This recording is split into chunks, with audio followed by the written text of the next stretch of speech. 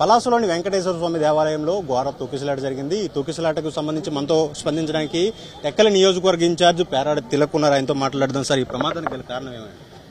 ఇది ఏకాదశి నాడు ఇలాంటి సంఘటన చాలా దురదృష్టకరం. మరి రాష్ట్ర వ్యాప్తంగా కార్తీక మాసంలో పెద్ద ఎత్తున భక్తులు దేవాలయాలు సందర్శించడం సర్వసాధారణమైన సంఘటన. ఇది రాష్ట్ర వ్యాప్తం, ప్రపంచవ్యాప్తంగా ఇది అన్ని హిందూ దేవాలయాల్లో కూడా ఇది పెద్ద ఎత్తున వెళ్లి దర్శించుకోవటం. ఇలాంటి సందర్భంలో ప్రభుత్వ యంత్రాంగం అప్రమత్తంగా ఉండి అన్ని ఏర్పాట్లు చేయవలసిన బాధ్యత ఈ ప్రభుత్వాలపైన ఉంది. ఇప్పుడు పలాసలో ఈ దేవాలయం ఏర్పడి ఈ దేవాలయాన్ని చిన్న టెంపుల్గా, వెంకటేశ్వర టెంపుల్గా పిలువబడుతుంది. ఒక పలాసనే కాదు, ఈ జిల్లాలో ఉన్న అన్ని ప్రాంతాల వాళ్ళు, అటు ఒరిస్సా నుంచి ఇక్కడ వరకు అనేక మంది ఈ టెంపుల్ని సందర్శించుకోవటం. ఈవేళ సుమారు 1,00,000 మంది, అంటే ఒక రోజుకి 10,000 మందికి తక్కువ లేకుండా దేవాలయాన్ని సందర్శిస్తూ ఉన్నారు. ఆ పంతులు సొంతంగా ఈ దేవాలయం నిర్మాణం చేసి ఇది ప్రభుత్వమే నిర్వహించమని టీటీడీ వాళ్ళకి ఇప్పుడు లేఖ రాయటం జరిగింది.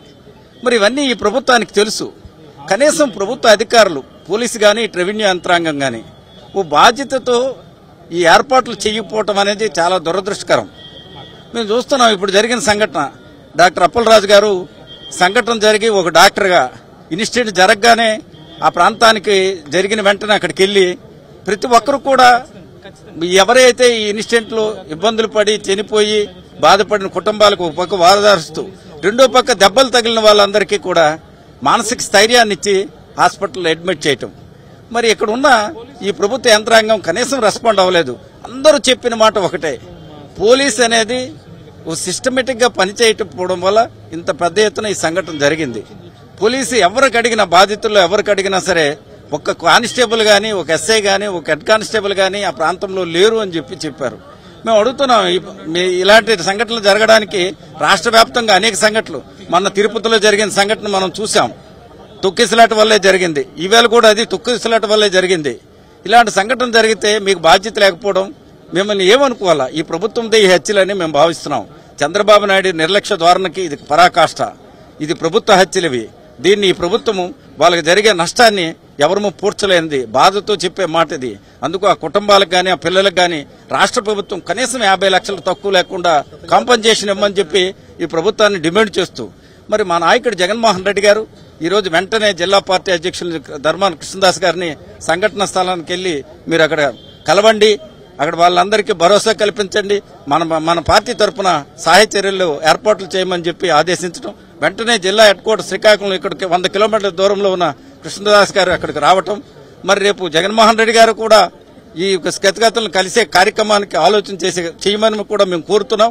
ఎందుకంటే ఇప్పుడు ఇచ్చాపురం నియోజకవర్గంలో కొంతమంది చనిపోయారు, పలాస నియోజకవర్గంలో కొందరు చనిపోయారు, టెక్కల్ నియోజకవర్గంలో ఉన్న వాళ్ళు చనిపోయారు.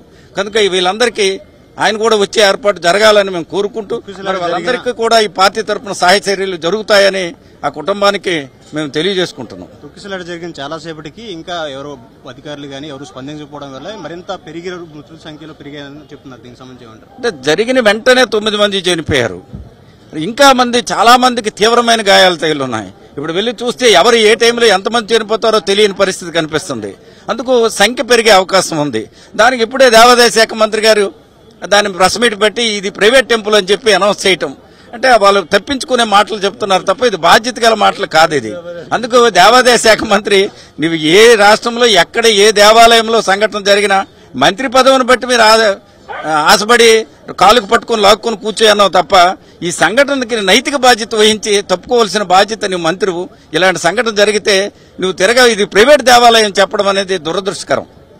ప్రధానంగా ఇది ముమ్మాటికి ప్రభుత్వం చేసిన హత్యలేనని, దాంతోపాటు కుటుంబ ప్రభుత్వం ఇప్పటికే దీన్ని తప్పించుకునే దూరంగా ప్రవర్తిస్తుందని, ఇది ప్రైవేట్ టెంపుల్, దానికి ప్రభుత్వానికి సంబంధం లేదనే విధంగా మాట్లాడుతుందని, దీనిపై ప్రభుత్వం బాధ్యత తీసుకుని ఖచ్చితంగా ఎవరైతే మృతుల కుటుంబాలు ఉన్నారో వాళ్ళకి అండగా నిలవాలని కూడా ఇక్కడున్న పేరాడ తిలక్ చెబుతుంటారు. కేవలం రాజు సునీల్, సాక్షి శ్రీకాకుళం.